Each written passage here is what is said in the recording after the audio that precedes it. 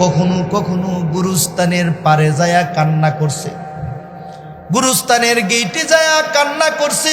সাহাবীরা জিজ্ঞাসা করছে, এ খলিফাতুর রাসূল, আপনি এখানে দাঁড়ায় দাঁড়ায় কাঁদতেছেন কেন? আপনি তো খলিফাতুর রাসূল, আপনি তো আল্লাহর রাসূল, আপনাকে খেলাফত দিয়ে গেছে, আপনি এখানে দাঁড়ায় দাঁড়ায় কাঁদতেছেন কেন? আবু বকর চিন্তা হলো, এই কবরে কত মাইয়িত ঘুমাইছে, এই কবরে কত মাইয়িত ঘুমাইছে, চিন্তা টেনশন আবু বকরের। কিন্তু তোমার আর আমার টেনশন নাই, টেনশন ছিল সব সাহাবায়ে কেরামের, কিন্তু তোমার আর আমার এমন টেনশন নাই।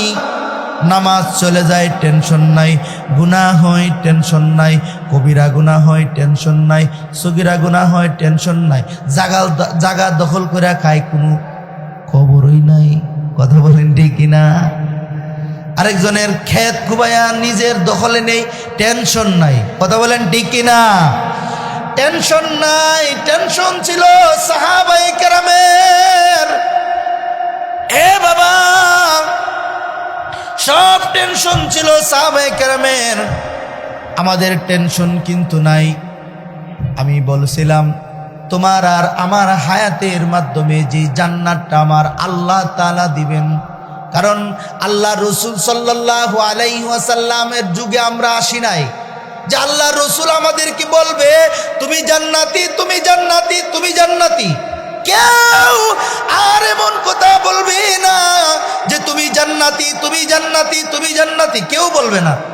কারণ নবী পাবো না, পাইলাম না, সাহাবী পাইছি না, তাবিন পাইছি, তাবিন উলামায়ে কেরাম আছে। নবী রাসূল আমরা আর পাবো না, আল্লাহ রসুলকে পাবো না, উসমান পাবো না, আবু বকর পাবো না।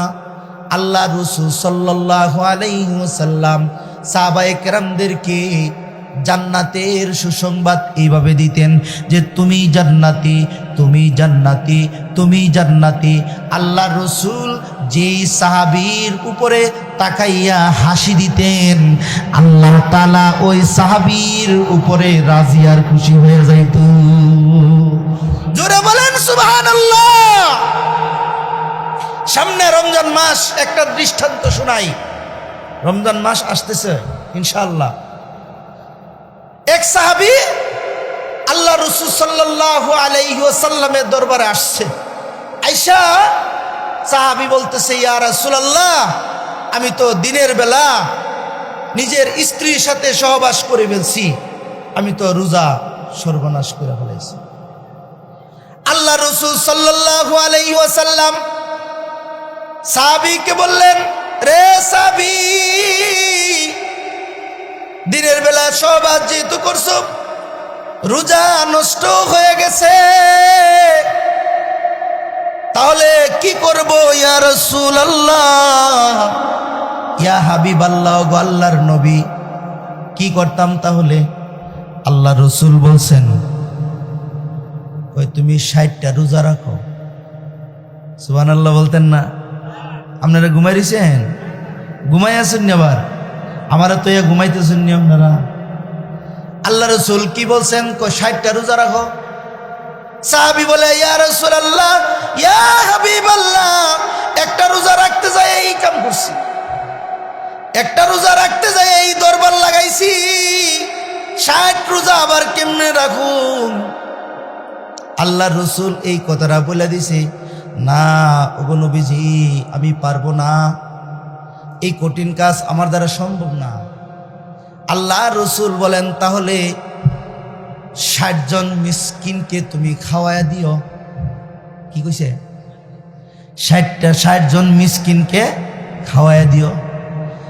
আল্লাহ রসুল সাল্লাল্লাহু আলাইহি ওয়াসাল্লাম সাহাবীকে বলার পরে সাহাবী বলে, ইয়া রাসূলুল্লাহ, ইয়া হাবিবাল্লাহ, গো আল্লাহর নবী, নিজেই তো গরিব, নিজেরই তো টাকা নাই, পয়সা নাই, আবার গরিব সাপ, গরিব মানুষদেরকে কেমনে খাওয়াবো? নিজেই তো অবস্থা খারাপ, তাহলে আমি আমি 60 জন মিসকিনরা আমি কিভাবে খাওয়াবো? নিজেই তো গরিব, টাকা পয়সা নাই। আল্লাহ রসুল সাল্লাল্লাহু আলাইহি ওয়াসাল্লামের কাছে হাদিয়া আসছে, 1 বস্তা খেজুর আসছে। নবীজির দরবারে 1 বস্তা খেজুর আসছে, আর 1 বস্তা আটা আসছে, গম আসছে। আল্লাহ রসুল বলে, এ সাহাবী যাও, তোমাকে আমার 1 বস্তা খেজুর আর 1 বস্তা আটা, এটা তোমার আমি হাদিয়া দিয়ে দিলাম। জোরে বলেন সুবহানাল্লাহ। এই 1 বস্তা আটার 1 বস্তা খেজুর মদিনা, পুরা মদিনায় তুমি ঘুরবা, গুইরা গুইরা তুমি গরিব মিসকিনদের দিয়া দিবা, আদায় হয়ে যাবো। আল্লাহ রসুল সাল্লাল্লাহু আলাইহি ওয়াসাল্লাম এই কথাটা বলার পরে সাহাবী মাথার মধ্যে বস্তা লইছে, খেজুরের বস্তা লইছে, লইয়া পুরা মদিনা ঘুরছে। ঘুইরা বস্তার খেজুর একটা তো দেয় নাই, আটাও দেয় নাই। ঘুরাইয়া কয়, গো নবীজি, পুরা মদিনায় ঘুরলাম, পুরা মদিনায় ঘুরলাম, আমার মতন গরিব কোনো সাহাবী, কোনো মানুষ পাই নাই, তাই এই বস্তাগুলি আমারই লাগবে, এই বস্তাগুলি আমারই লাগবে। আল্লাহর রাসূল সাল্লাল্লাহু আলাইহি ওয়াসাল্লাম হাসা দিছে। আমি দিছিলাম মদিনার সব মানুষকে তুই বন্টন করে দিতি, তোর ভিতরে যে এই ভাবনা, তুই কইছস কোনো একটা গরিব লোক পাইছস না, তুই নেবার ভাব ধরছস। আল্লাহ রাসূল সাল্লাল্লাহু আলাইহি ওয়াসাল্লাম, এ বাবা, হাদিসের মাধ্যমে বুখারীতে এসেছে হাদিসটা। আল্লাহ রাসূল সাল্লাল্লাহু আলাইহি ওয়াসাল্লাম বলেন, আল্লাহ তাআলা যাহা বলেন আল্লাহ রাসূল তাহা বলেন। জোরে বলেন সুবহানাল্লাহ।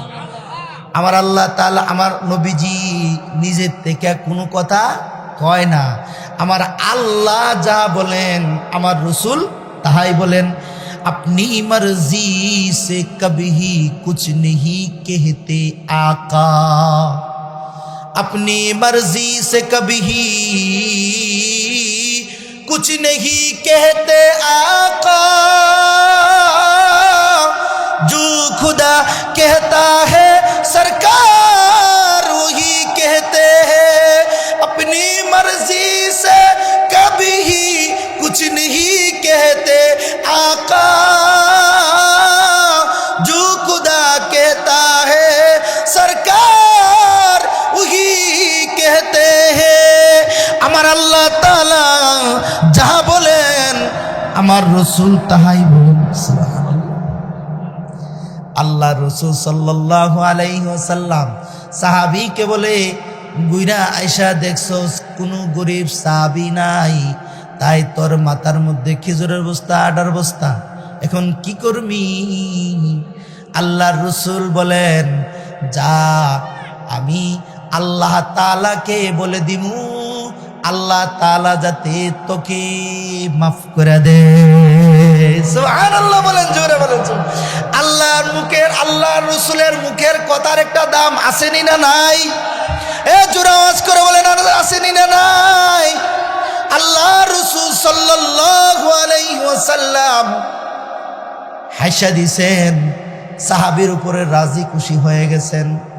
কারণ আল্লাহ তাআলা বলতেছেন, ওগো নবীজি, আপনি আপনার সাহাবীর উপরে হেসে দেন, আমি আপনার উপরে রাজি, আপনি আপনার সাহাবীর উপরে রাজি হন। আল্লাহ তাআলার পক্ষ থেকে পায়া রাসূলের দরবার থেকে চলে গেছি।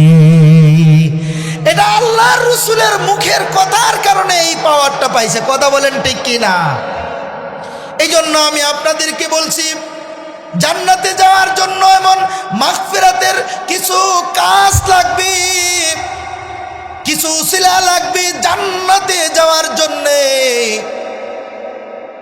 এরপরও ওগো আল্লাহর নবী, আমার জান্নাতে যাইতে হবে। সাহাবীটা বলি, ওগো নবীজি, যে কাজটা আমি করলাম, আল্লাহর কাছ থেকে যদি আমি মাগফিরাত না পাই তো আমি জান্নাতও পাবো না। আল্লাহ রসুল খুশি হইয়া সাহাবীকে জান্নাতের সুসংবাদ দিয়া দিছে। সুবহানাল্লাহ, বলেন জোরে বলেন সুবহানাল্লাহ।